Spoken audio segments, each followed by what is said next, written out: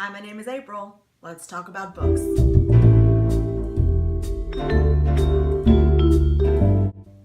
Today I'm introducing part one of my reading bibliography.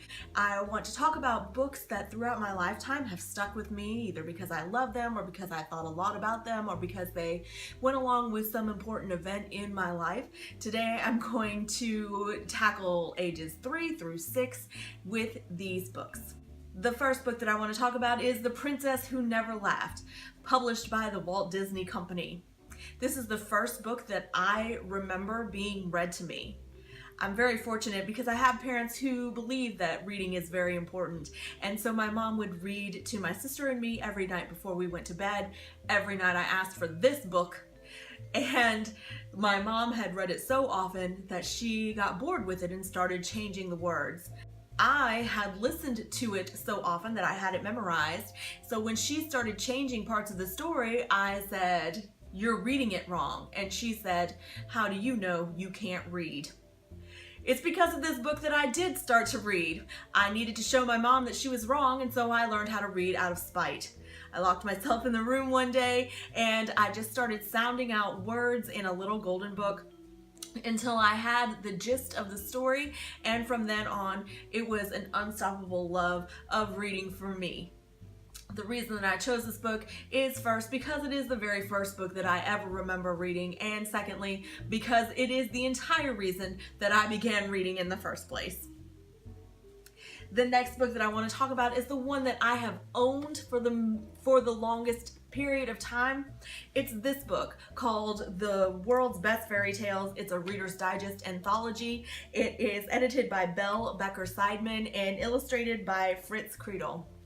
This book was given to me when I was 3 years old by my grandfather. He was a devotee of Reader's Digest and eventually wound up buying me a subscription, which lasted for about 10 years, I think, to the Reader's Digest magazine. And I also have several other Reader's Digest anthologies and collections that I will address in a later video about my reading bibliography. As I said, I've had this book since I was 3 years old, and you can tell that it is well loved and well read. It used to have a dust cover, which of course has been lost. This has fairy tales from all over the world. They're not just European, but there are also some from India, some from what used to be the Ottoman Empire. There are ones from China. My favorite one is called The Colony of Cats, and it is Italian. So some of these are very familiar. Snow White, Sleeping Beauty, those are in there, but there are also some less well-known fairy tales that are in this as well. And there used to be, or I used to have, a coloring book that had illustrations that you could color in like these. But again, that is something that has been lost over these almost 40 years. The next book is called Popcorn, and it's by Frank Ash, and this is a book that I have very specific memories of reading. I know exactly where I was the first time my mom read it to me. This is a book about a little bear, and he is having a Halloween party. His parents are going away, and so he's allowed to have all his friends over without parental supervision. And at the party, they start popping some popcorn, but the popcorn keeps coming until it fills up the house. And so they have to eat all of the popcorn in order to find each other and in order to clean up the house. And this is a plot point that I remembered later in my life as I was watching the movie Real Genius starring Val Kilmer, in which popcorn flooding a house plays a major point. But this is a book that I did purchase and give to my niece and nephew because I loved it so much. Another book collection is this one. This is a childcraft book. This is one volume out of a set. I don't have the entire collection. This is volume 6, Great Men and Famous Deeds. This one is the 1961 edition. This actually belonged to my mother and her brothers and sisters, and then it's been circulated amongst my cousins and my sister and me. This is my favorite volume. This is just short biographies of various people who would eventually become famous, because this is about them as children. So you have, for example, young George Washington before he became president. You have Daniel Boone moving to Kentucky. There are others in here. Pocahontas is in here. Louis Braille is in here. Clara Barton. There is Robert Louis Stevenson, Teddy Roosevelt, all of these people who would eventually become famous, but the stories in here are about their childhoods. And then at the end, there are myths and legends. So here you have Paul Bunyan. There's also Loki and Balder. Robin Hood and Maid Marian. I read this book cover to cover. As I said, it did circulate amongst my cousins and my sister and me, but I made sure that when this one came around to me, I held on to it. Another book that I loved as a kid is this one. This is Septimus Bean and His Amazing Machine, and it's by Jane Quinn Harkin, and the pictures are by Art Cummings.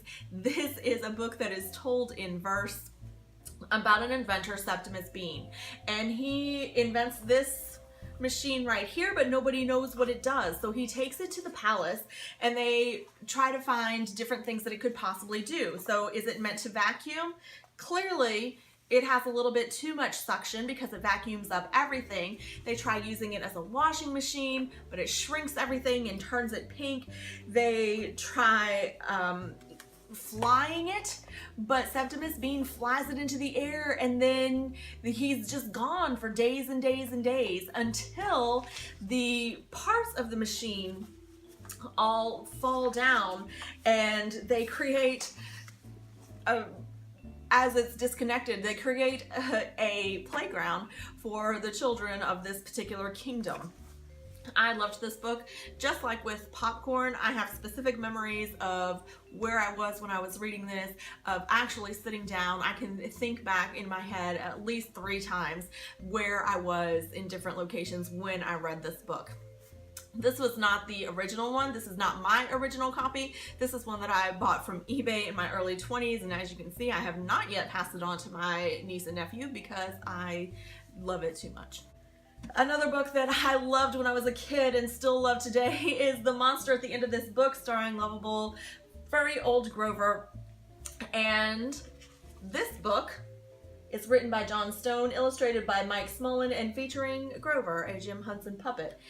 And I actually use this book when I start a storytelling unit when I am teaching that particular stuff during my theater classes, because the way this book is written, if you don't read it with expression, it doesn't make any sense.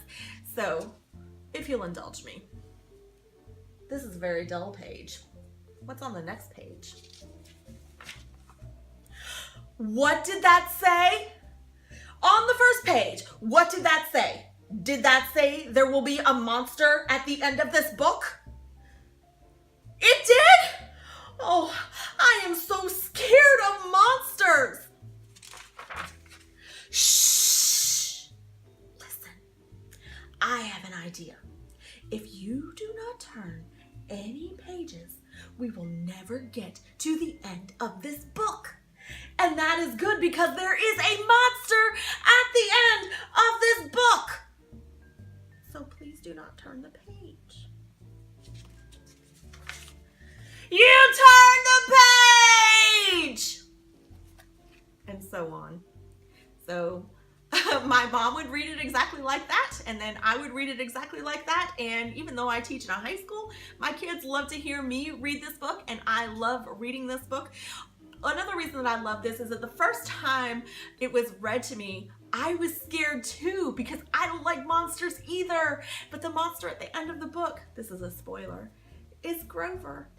He's the monster at the end of the book. Isn't that cute? Finally, the last book that I want to talk about is this one. This is the Illustrated Great Bible Stories for Children. Now, what you don't know about me, but I will share right now, is that I grew up in a fundamentalist, independent Baptist home when I was very young.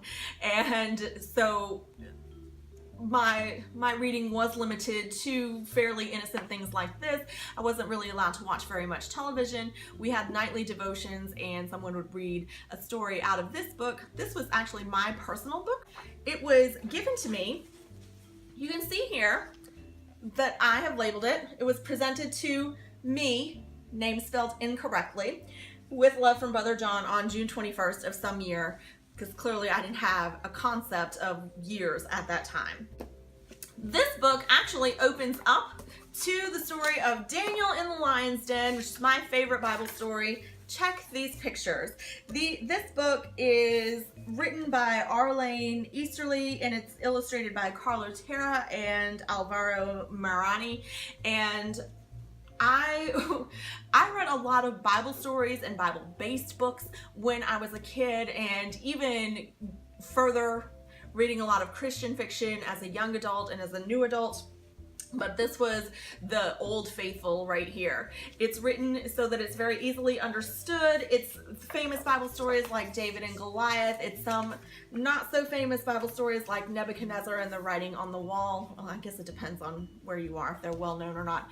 It does leave out the scary stories like Revelation does not come in to hear. Some of the Old Testament things that are a little bit too maybe racy for kids doesn't show up in here. I mean, David and Bathsheba aren't going to make an appearance here, but this is where I learned a lot of my Bible story knowledge when I was a little kid, and it would later be supplemented with stuff that was a little bit higher level for me as well.